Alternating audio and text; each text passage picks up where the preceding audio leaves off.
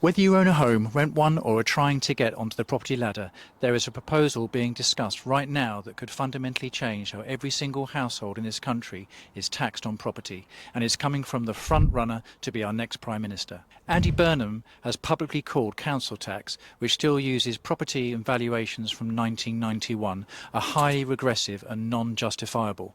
And according to the Times, he is understood to be a supporter of a proposal from campaign group Fairer Share that would scrap both stamp duty and council tax entirely, replacing them with a single annual charge of 0.48% of a property's current value. In practice, that means an owner of a £300,000 home would pay around £1,440 a year, and a £1 million home £4,800 a year, every year, regardless of whether you move or not. Now, Fairer Share claims that 75% of households would actually be better off under this model, and in many parts of the North and Midlands, where the house prices are lower, that's probably true. But for homeowners in London, the South East and other high value areas, especially those who are asset rich but income modest, perhaps retired and sitting on a home that has risen significantly in value, the annual bill could be significantly higher than their current council tax. Knight Frank has warned that annual property revaluations would effectively turn house price growth